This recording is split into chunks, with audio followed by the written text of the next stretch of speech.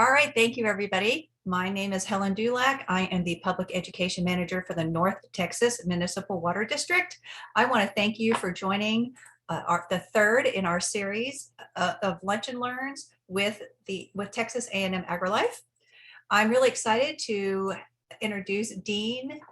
He is an Extension Program Specialist with Texas A&M AgriLife Extension. And he is an extension program specialist with the Urban Wish team. And his role, he combines his expertise in water conservation and passion for the environment to build sustainable extension programs that support the Texas A&M AgriLife mission by delivering research-based, locally relevant and beneficial programming to promote the protection of Texas's natural resources. He's going to be speaking to us today about sprinklers and the secrets so that you can get the best spray possible. With the drought-like conditions and heat that we're all experiencing right now in North Texas, this is a very timely topic. Our presentation should last probably about 50 minutes. Then we'll use the last 10 minutes for questions and answers. You may put your questions into the chat and I will be monitoring it, and I will ask Dean those questions at the right time. And also please remember that we are being recorded. And so please be muted and keep your cameras off. And also I'll be sharing information in the chat about different things, some links and some of the stuff that Dean shares. And also, lastly, before we get started, we are doing a native plant giveaway. So people who attend these in person and stay for at least 30 minutes will be entered into a drawing for native plants. So if you are interested in that, please put your email in the chat or send it to me in a direct message through the chat so I can put you into that drawing. Now, one thing you need to remember is that these native plants need to be picked up in Wiley, Texas. So if that's a little bit inconvenient for you or something, you don't have to share your email address with me. But this will be a giveaway for between 1 to 5 native plants. And the pickup will be after our last presentation in this series is August 30th. So it'll be the first 2 weeks of September is when you'll have to pick up those plants at Wiley. All right, Deborah, thank you very much. I'll definitely enter you into the drawing and everybody else. So with that, I'm going to hand it over to Dean and let's learn some sprinkler secrets. All right. How's that? Good. Everybody can hear me well, I hope. So, wow, native plant giveaway. That's great. I love native plants. And right now with this tremendous heat that we have, you can really see just how fortunate we are to have like so many good varieties of native plants. You can just see how they really stress out during the afternoon and then rebound in the evenings, and some of them are actually still blooming even though the ground is just hard as a rock. I don't know how they do it, but they do it well. All right, so as Helen said, I am a program specialist with Texas A&M AgriLife, and we have the Urban Wish team, or the Urban Water Innovation and Sustainability Hub. And our main focus is really just anything urban water, right? So, and right now that topic is going to be drought, right? Because we have a lack of water. So I am going to talk to you a little bit about sprinkler systems, and we're going to go through essentially these topics here. So we're going to talk a little bit briefly about what sprinklers do and how they work. There's still a lot of mystery around these things, so hopefully we can dispel some of that. Then we're going to talk about how much they actually use. Okay, that's always another question, is how do I know how much to water? So we're going to talk a little bit about that, and then hopefully I can well, this might be a little bit creepy, but I have to move my head around here so it doesn't interfere with the slides too much. Okay, and then we'll just talk about some functions and some tips to help you guys get the most benefit out of your sprinkler systems. They can do a lot of really, really cool things. So, but some of those functions are sort of nestled into the controllers and are not really obvious. All right. So if you have questions along the way, just throw them in the chat. If it's something really immediate that we can answer super fast, then Helen might interrupt me to go ahead and answer that question. But yeah, don't be shy. Throw some questions in the chat, and we'll definitely get to them at the end of our presentation. So if y'all are ready, let's go ahead and get started with how sprinklers work. So I'm guessing that many of you all have automatic irrigation systems. It is pretty rare actually to see a place that actually doesn't have an automatic irrigation system these days. So many rules over the years with developers just going ahead and adding automatic irrigation systems to homes just as just an extra benefit to the home. And then also there are plenty of municipalities around the state that require automatic irrigation systems to be installed. So, and we get a lot of new homeowners that move into a house with an automatic irrigation system, and they absolutely don't know what to do with it. So, so hopefully we'll be able to help with some of that stuff and answer some of those questions for you guys. So really, what are sprinkler systems for, right? Obviously, they're to water plants. So, but the idea is to water them efficiently and effectively. So the first really like lawn sprinklers were kind of developed in the late 1800s, early 1900s with sort of, I don't know, it's kind of this weird thing where these municipalities actually approved the use of garden hoses. So I guess there was a lot of backflow issues or siphonage issues, but as soon as that was done, then sprinkler systems really sort of became a thing. And we just marched on forward from then to now, where we actually can have an automatic irrigation system that will water without us having to be around at like the optimal perfect time of the day to water. And sprinklers are also supposed to add a ton of convenience to our life, right?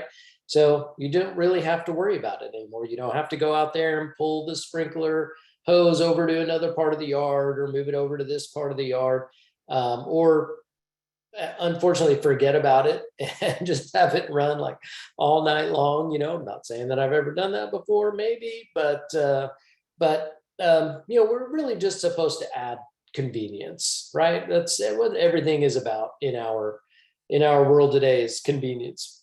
But they'll also do this. So they'll spray water up in the air, spray on people's cars, in parking lots. They'll do this too. They will just flood the streets, flood the sidewalks. And that's because that's really all on us as the operators. The sprinkler system is only doing what we actually tell it to do.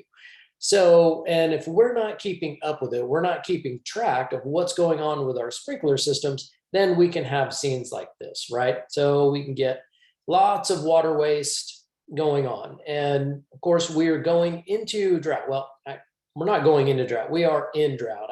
I'm going to say we are officially elbow deep into drought at this moment. So, and we really just absolutely, when we get into these conditions, we cannot afford to waste water like this with our sprinkler systems.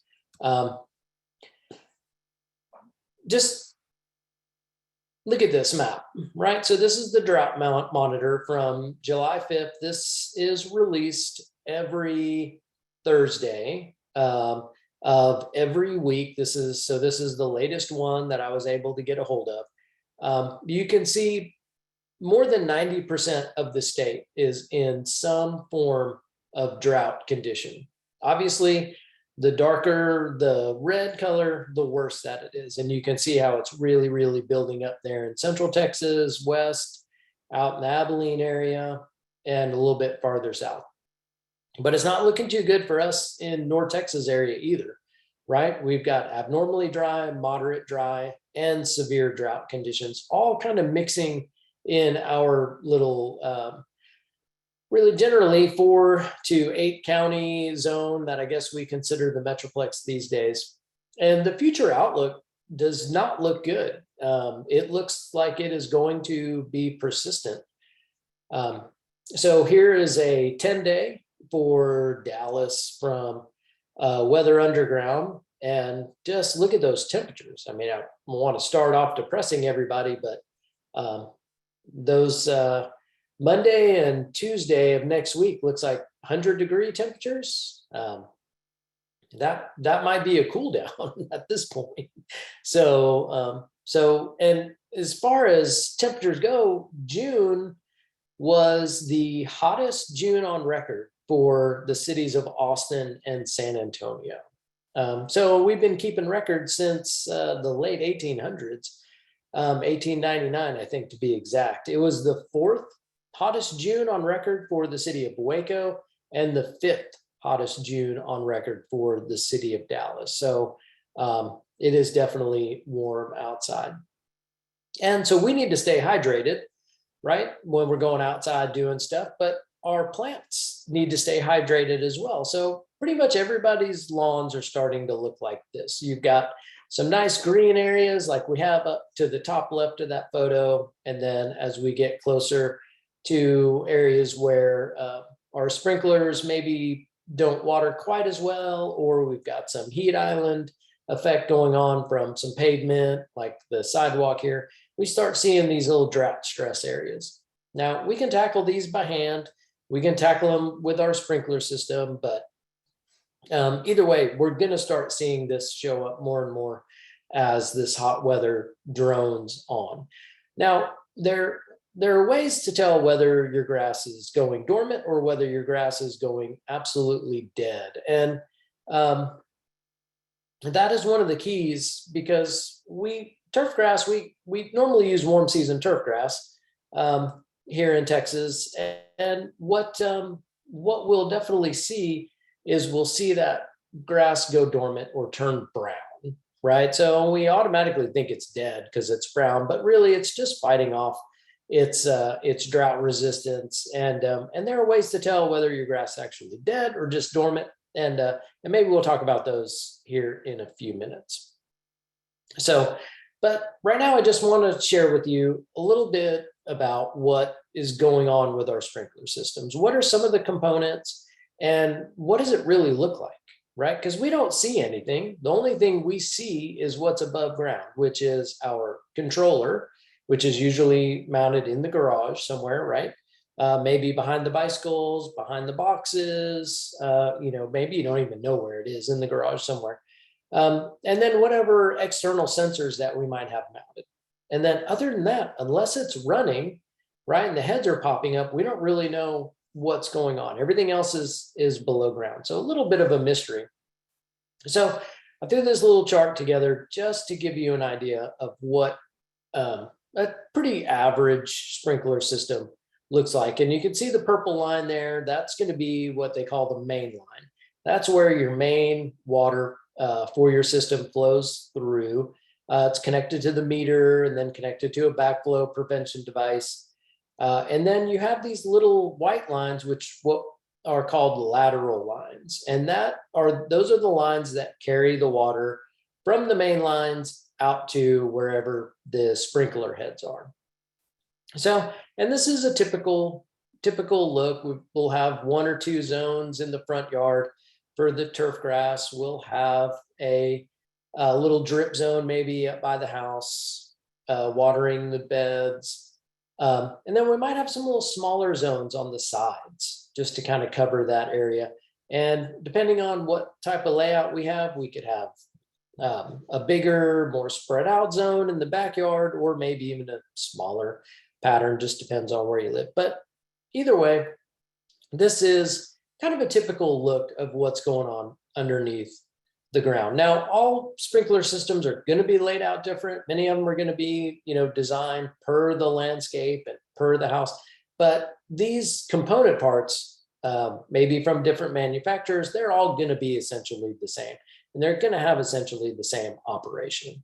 So not rocket science on a lot of this, but still a little bit of a mystery because we can't actually see it until we start digging on it.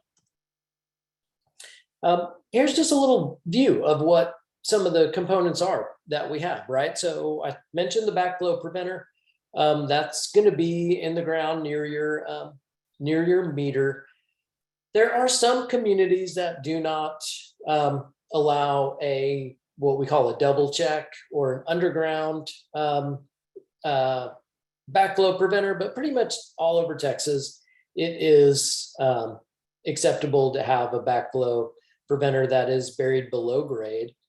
And then if we just kind of go through, let's just kind of go around this slide in a clockwise position. The next slide there is what we call a multi-stream applicator or multi-stream emitter. And it's kind of a cross between a rotor, which is what we're seeing next to that in the top sort of middle. That's a traditional rotor head, and a spray head, which is right below that in the middle of your screen. So this kind of combines both of those worlds a little bit. It gives you a little more coverage like a rotor does than a spray head, but uses a little bit lower volume than a spray head. So and uses a bigger droplet of water. So you get a little bit more water conservation effort with that. And I think we'll probably do some other presentations regarding these devices a little bit more in depth later on. But this is typically what we see in most properties, and with the sprays probably being the #1 item used for lawns, especially in smaller spaces. With your rotors, you'll see those a lot on larger spaces, especially sports fields.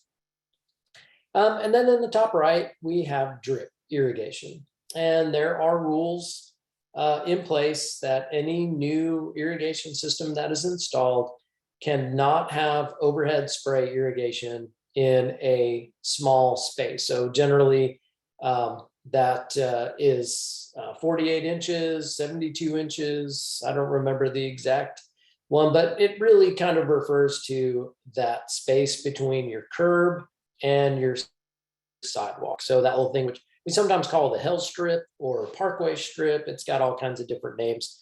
But a lot of times in the newer neighborhoods, there will be drip irrigation underneath the turf grass in those particular areas. So just keep that in mind. That's what's going on there. And then our meter, bottom left, controller, and then a valve. So these valves are what open and close, letting water through the main line into the lateral lines to water each of the zones. So, and then there's lots of pieces to the valve, but we're not going to go into. But essentially, this is what you got going on underground. And then a rain and freeze sensor, of course, we'll talk about that.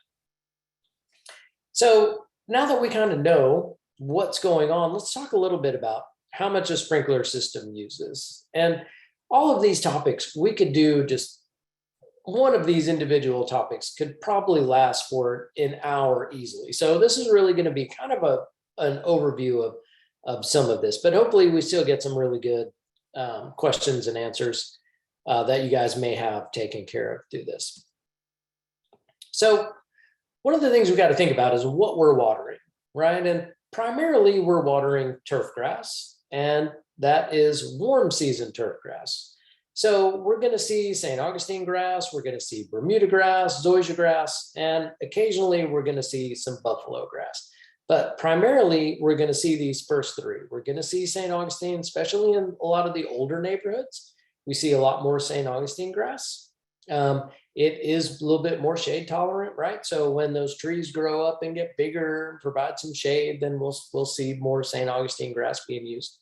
Bermuda grass, primarily very popular grass, but used a lot on sports fields, right? So definitely some advantages there with its ability to really just avoid drought and avoid stress. That's why it's so heavily used in those sports field applications, or more of a high traffic type application. And then the new kid on the block, which really isn't that new, it's been out since the 50s for sure, is zoysia grass. And I just see a typo there. Well, I left an S off. Forgive me for that. That's terrible. But we are starting to see more and more of this turf grass available in the marketplace. And there are lots of varieties, from coarse fine blade, which acts a little bit more like a Bermuda grass, to more thicker blades that are a little bit more drought tolerant and are closer in resemblance to a St. Augustine grass. And then buffalo, as we know, is something that that is a great prairie grass, right? It just exists on its own. You can let it grow tall. You don't really need to do much to it. It will withstand a lot of drought and will really just hold on to itself during some of these like really extreme weather conditions. But it's not the most cozy of a grass, right? If you want a yard that's barefoot friendly, that you can just walk across or picnic on, then I'm going to say probably buffalo is not really the best option for you on that. But anyway, this is what we're watering for the most part. And then, of course, we're watering plants as well too, some woody perennials and annuals and shrubs and trees and that type of stuff. But mostly our yards are going to be covered in turf grass. So, and with warm season turf grass, it likes to grow in the summer. So I know that that right now we're starting to see some slowdown on some of the growth just because it's extremely hot. Our grass is starting to stress a little bit. But typically we could be out, if we're following a mowing program where we're not removing more than a third of the leaf blade at a time, we could be out there mowing every 4 days easily right now, because we are in the happy spot for warm season turf grass. It is best at like 80 to 95 degrees, which for us is pretty much all year, right? I mean, there's very few times when we are below that 80-degree mark. And there's plenty of times we're over that 95-degree mark. So you can see sort of the bell curve here with the growth pattern of the grass. And this also plays into our fertilizing schedule and when we actually need to fertilize and don't need to fertilize. So keep this in mind when you're thinking about your turf grass and its growth habits. And its rooting ability as well too, because that is a big key to avoiding drought, is having a nice deep root structure, right? And how do we get a deep root structure? By letting the grass grow a little bit taller and watering deeply. And we'll talk about watering deeply here in just a minute. So this is a irrigation evaluation that I did several years ago for a property. And I just brought this up because I wanted to show you exactly how much water an irrigation system possibly could use, right? So I've got all of the station information, what type of heads they're using. This property was mostly spray heads and rotor heads. And then I actually used what I'll call the meter method and ran each of these stations and looked at how many gallons per minute went through the meter at each of these stations, and then looked at how it was programmed and multiplied that. So 12 gallons per minute for this station one with a program of 8 minutes runtime in there. So we get 96 gallons used by that one station for that runtime, right? So then you add it all up and you calculated it out per week, how many times it's running. And we're looking at a little over 23,000 gallons a month. So irrigation systems use a whole lot. When you look at a garden hose or a hose end sprayer, you're going to be hard pressed to get to that type of gallonage. And if you are, though, you are definitely running that thing for a really long time. But when we look at sprinklers, they put out a lot of water. So a typical spray head can be 1.5 to almost 3 gallons per minute. And that's just one single head, right? If you have 12 of those in a station, then you've got to do the math there and you can add it up. That's quite a bit of water running through a sprinkler system at any one point in time.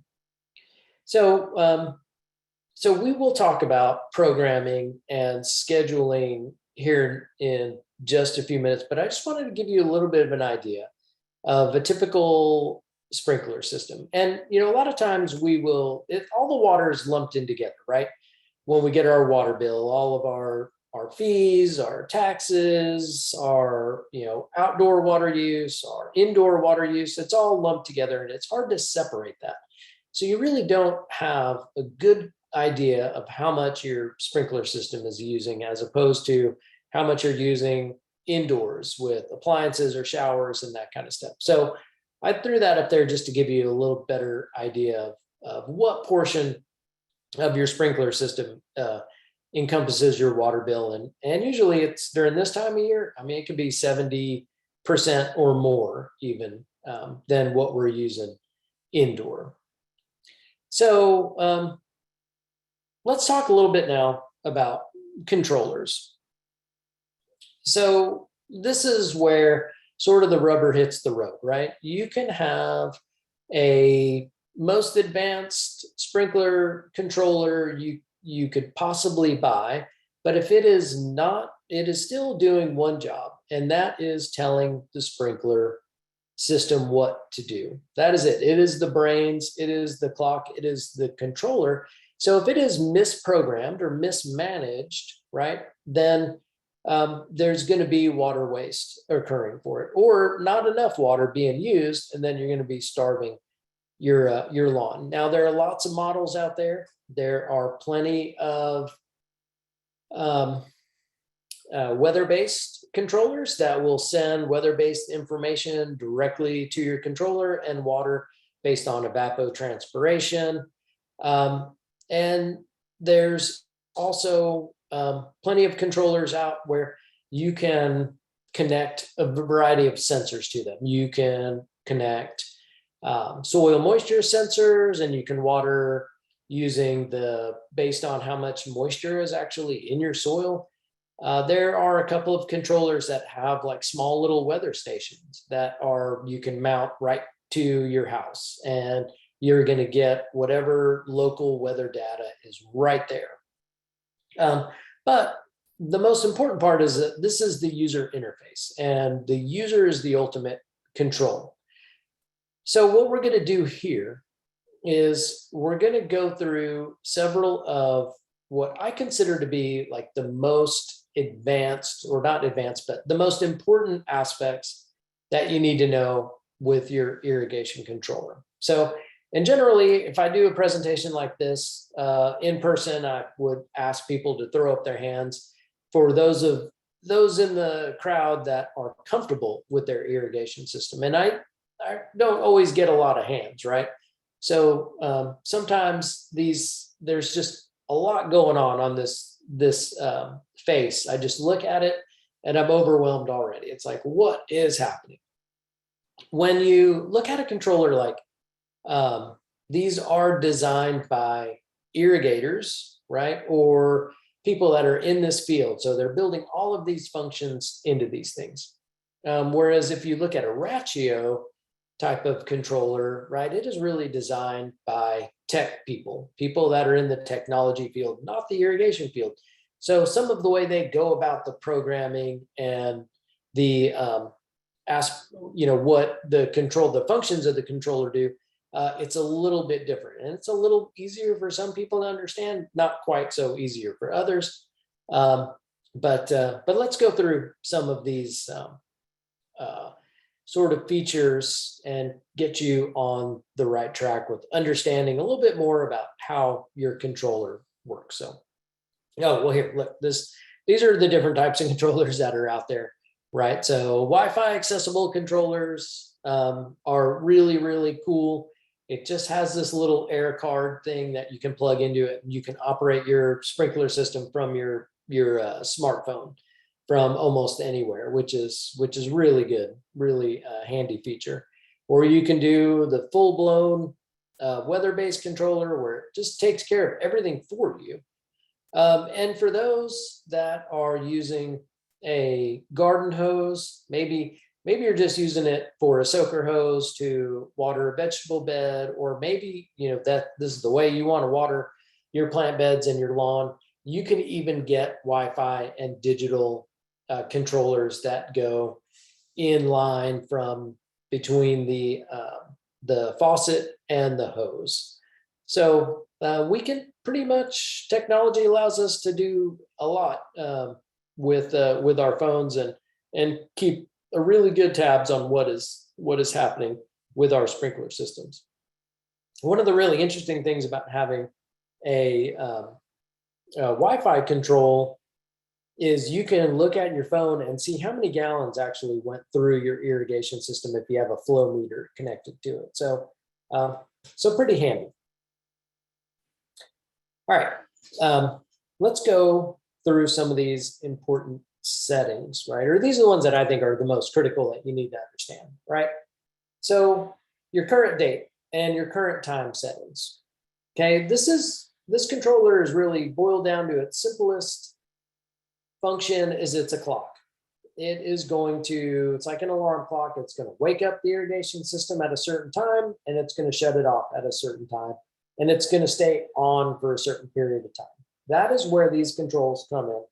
If your current date is off, then it's going to be off of your whatever community watering schedule is, right? So if it thinks it's Sunday, but it's really a Tuesday, then it's going to run if it's set to run on a Sunday, right? And then also the time. It is going to water whenever that clock says. So if you're trying to water at 1 a.m. in the morning, but your clock is set for 1 p.m. on your controller, it's not going to water at 1 a.m. It's going to water at 1 p.m. That's when it's going to turn on. But these are the two very basic things that you need to check every once in a while, because some of these controllers will lose time. A lot of them have internal calendars on them, and they'll adjust for daylight saving time and for holidays and weird short and long Februaries, I guess, is that leap years and non-leap years. So, but it's always good to keep a check on that every once in a while, because this is really where the hub is for the controller. This is its most basic function. And then the watering start times. Okay, this is the time that you want it to start watering. This is all pretty simple, but say you want to start watering at 1 a.m. That's where you're going to set that watering start time in. So, and most controllers have multiple start times available, right? So, and that's how we'll set up a cycle and soak program, which I'll talk about here in a little bit, is utilizing those multiple start times. And generally you can get at least 4 start times out of in each program. So definitely handy to play with that and get to know that aspect pretty well. So what's going on? Okay, so the days to water. Now, this of course is important too, right?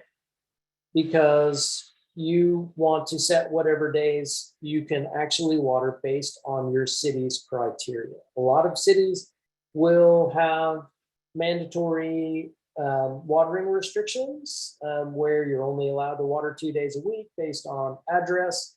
If we get into some pretty significant drought conditions, then surely drought contingency plans will be enacted, and then there will be a schedule put in place at that time as well. So you'll want to be familiar with these days. Now, and this is some controllers you can just sort of hit a button, it'll do every other day. But it's best to go into each of these days and select whether it is on or whether it is off.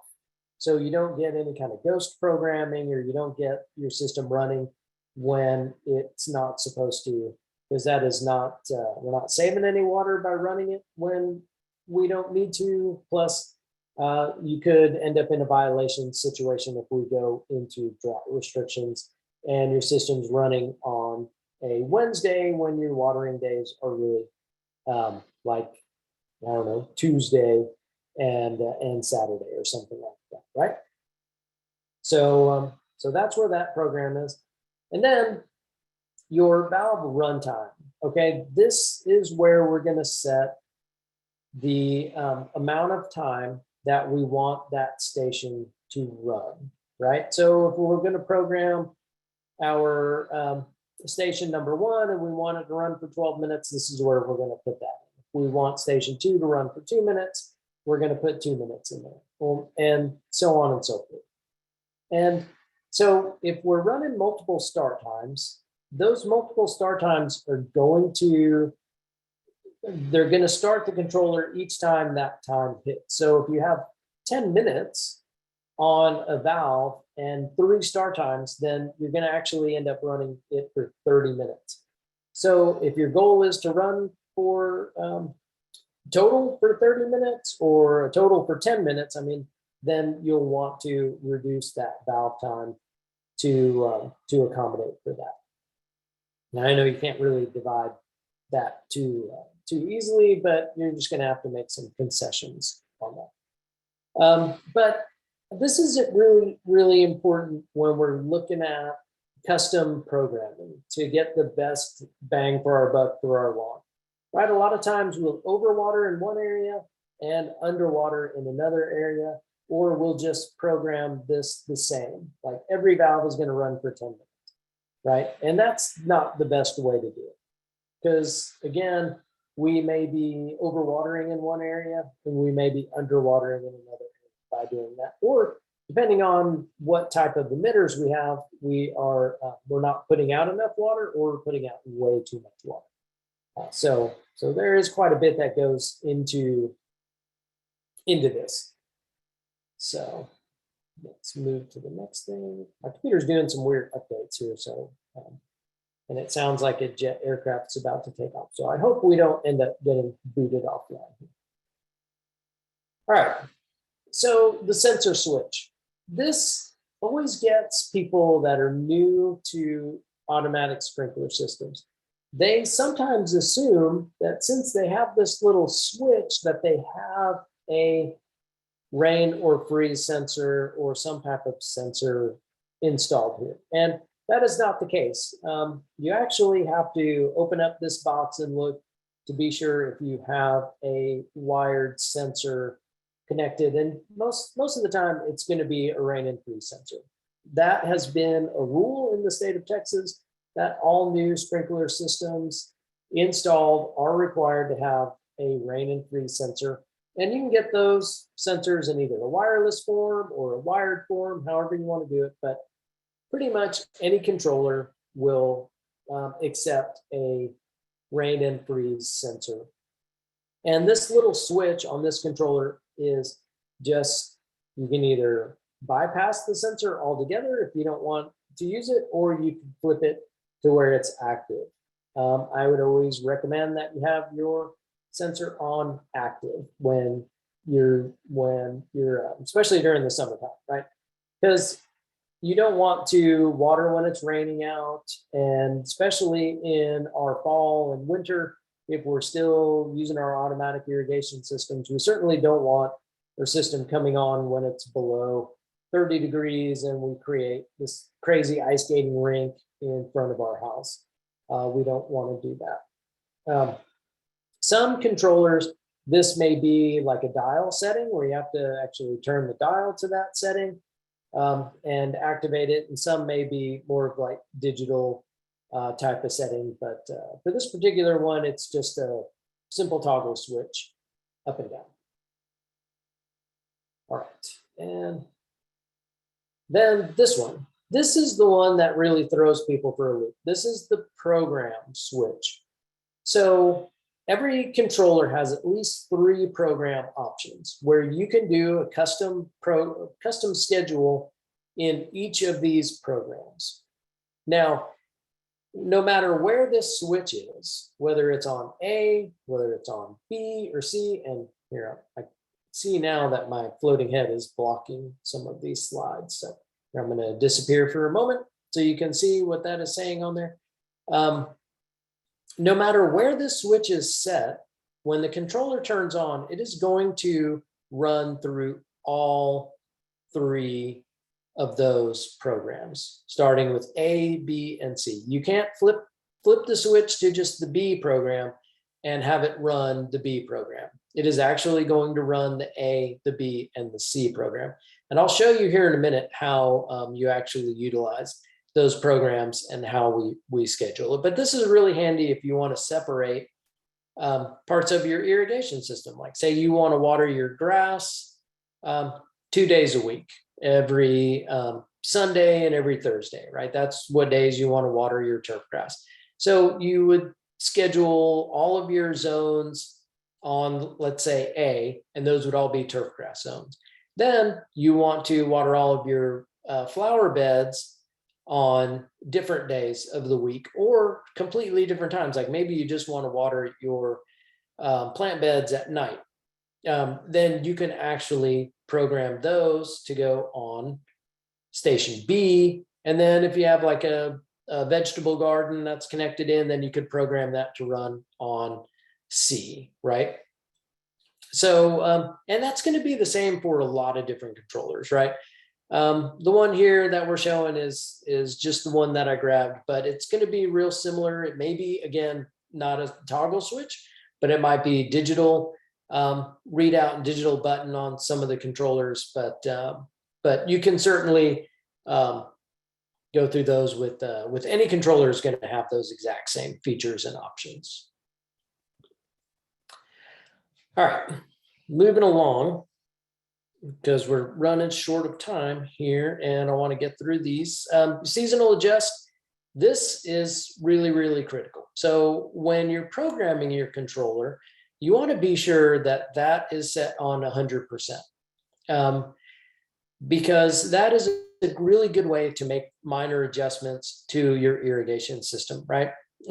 Say when we start getting into our spring or our fall seasons and we don't want to water quite as much, we can reduce the seasonal adjust, right? That's why it's called seasonal adjust. So we can actually change that from season to season and adjust our system. Right now, in the middle of summertime, we should definitely be at 100%.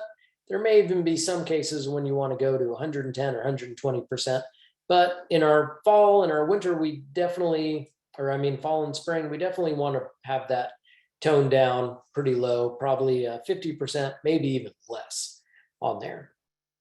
And I might give you some clues on how to use that again. But that is a really important feature that a lot of people sort of dismiss on their controllers, but it can really come in handy, especially if you're following weekly watering advice. So this is a snapshot of my controller card. This is the way I have my system set up. And of course, using pencil is a really good idea. So you don't have to like scratch stuff out. But you can see on program A, I have pretty much all of my turf zones on program A. Now I have an older system, so I have some mixed zones. I have some spray, some areas where I'm watering turf and plants at the same time. So you'll see some of that, but you can see I've got it set up to water on Thursdays and Sundays, and I have 3 start times programmed onto that A program. So that, and each of those 9, 12, 15, and 4 minutes in that program A, those are each going to run 3 times. Every time the controller hits the start time, it's going to come on again. And this is called cycle and soak programming. And I have a little more information on that too, because this can get a little bit difficult. So, and then my B program, right, are drip beds. And I've got that running 3 times a week on, looks like a Monday, Wednesday, and Friday schedule. And then I've got a couple of other little random programs in C that run just 1 day a week. But you can see I have multiple start times on each of these. And that's because of our heavy clay soil. It is really, really difficult for us to actually get water into our soil sometimes.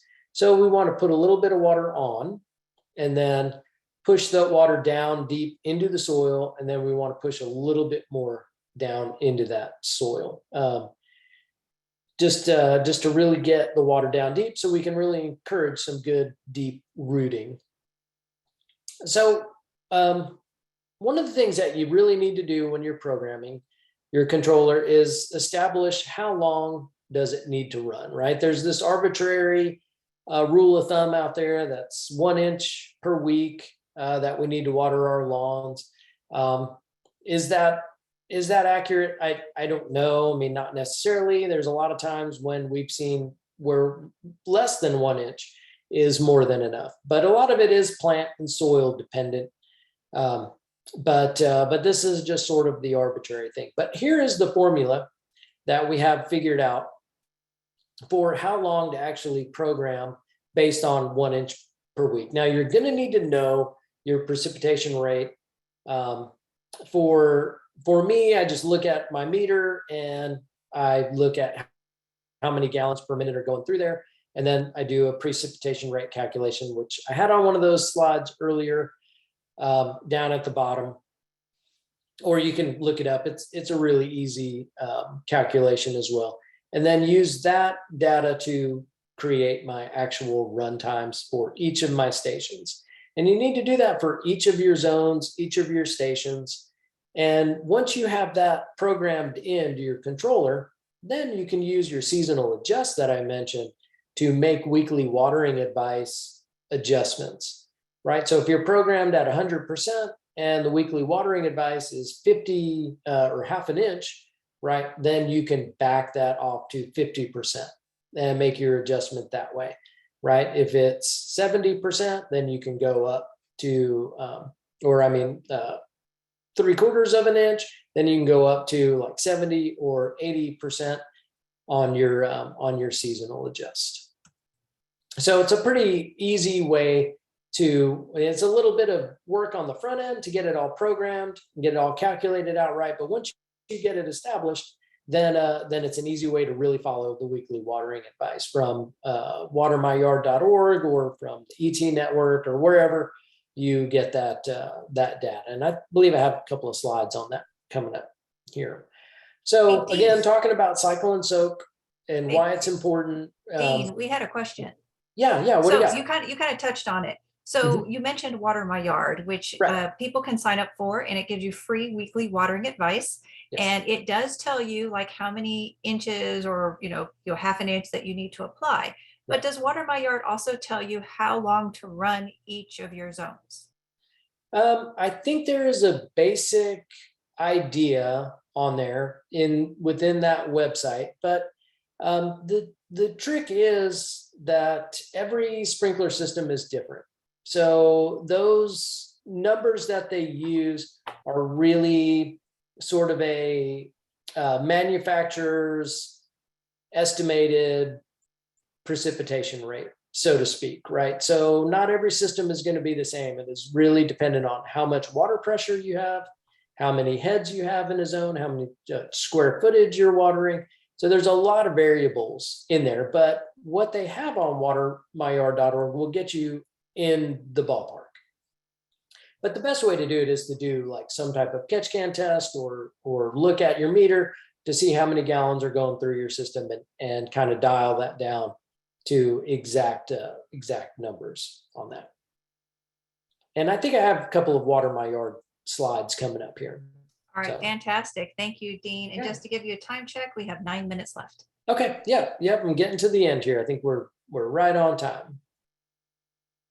All right, so again, cycle and soak is really important, especially if you have a sloped yard, right? Because our clay soil, the infiltration rate of our clay soil is around like 1/4 of an inch of water per minute, right? Like you can barely get water into it, but most of our sprinkler systems, especially spray heads, are going to apply around 2 gallons of water per minute, right? So you can already see that math does not add up. So if we're trying to put 30 minutes worth of water, or 10 minutes even worth of water on clay soil all at one time, we're going to lose a lot of that to runoff, right? That's where we're going to see the first little bit of water running off, going over the curb. And then once the soil profile is saturated, then that water is just going to continue to run off. So the cycle and soak allows us to put a little bit of water on, push it down deep into the soil, get it into that 6 to 8 inch root zone area where we really want the water. And then we'll put a little bit more on, push the water deep, a little bit more, push the water deep again. So a really good thing to do. Here's just like a mock schedule. Please do not take this schedule and program it into your irrigation system, because I have no idea what any of you guys are using, but this is just something that I just mocked up, just to give you an idea of how we break down total runtime for a cycle and soak schedule, right? So the original schedule are there at the top. We have a total runtime of 97 minutes. If we break that into 2 cycles, 2 start times, 2 a.m. and 3 a.m., we've broken that down into 2 start times, but we still have pretty close to our total runtime. It's going to be 96 minutes. So we're losing a minute. I think we'll be okay with that, right? Then we'll break it down a little bit further. We'll have a start time at 2 a.m., start time at 3 a.m., start time at 5 a.m. And how this is going to work is your sprinkler system is going to turn on at 2 a.m. and it's going to run through all of those stations right there. 5 minutes, 4 minutes, 10 minutes, 13 minutes. And then it's going to turn off until 3 a.m.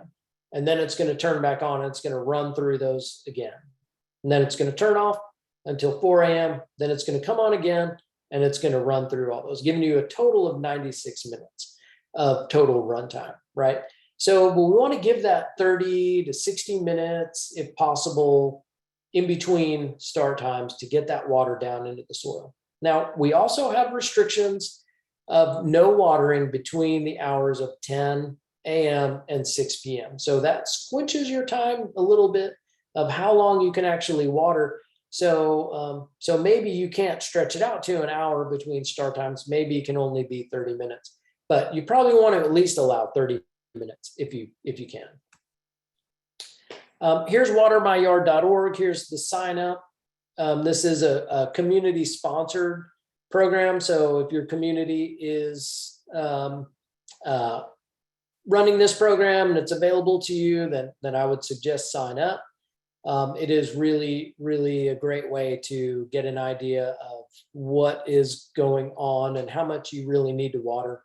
And the watering advice here is based off of weather conditions that occurred the week previous, right? So if it rained 2 inches on the week previous to getting your advice, then obviously you probably don't need to water. That was plenty of moisture in the air, right?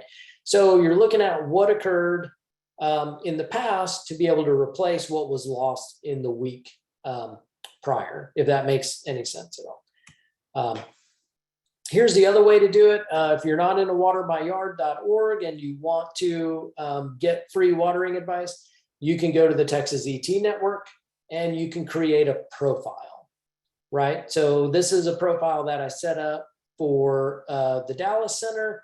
This was the watering advice from Tuesday that I received on Tuesday, June 28th.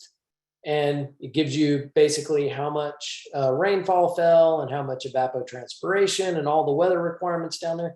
But you can see that there was 0 effective rainfall. So my water requirement is 0.94 inches. I would just call that an inch and go ahead and water that. And with this, you can set it up to receive your advice any day of the week you want, however you want to receive it. You can set up multiple locations. It's pretty easy to navigate. And actually the ET Network is the people that put this out are the same people that put out WaterMyYard.org. It's just WaterMyYard.org is in a little bit different format than this ET Network, but this data is the same data. Here's a whole bunch of resources for you guys to poke through if you need some more information. Aggie Horticulture, that second link there is really great. And Aggie Turf are 2 really, really good places to go where you can get information on landscaping, on plant health, turf grass, diseases, anything like that that you want. Those are great resources there. That third one down from the top, texaset.tamu.edu, is the Texas ET network that I just mentioned. WaterMyYard.org down at the very bottom. And then some other links if you are interested in those as well. And I think that is the end. That is it. And that is my information there. So you can email me if you have questions. You can call me if you have questions, whatever. I'm available. So, yeah, and I'll catch any questions that I can right now if we have any we want to go through.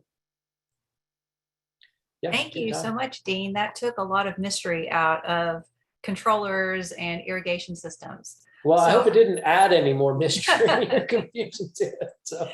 Absolutely. So I'm going to give a minute for everybody to add their questions in. Okay. But until then, I just want to remind everybody that we do have more lunch and learn sessions. We actually have one in a week with Dean about how to do simple repairs and adjustments to your irrigation system.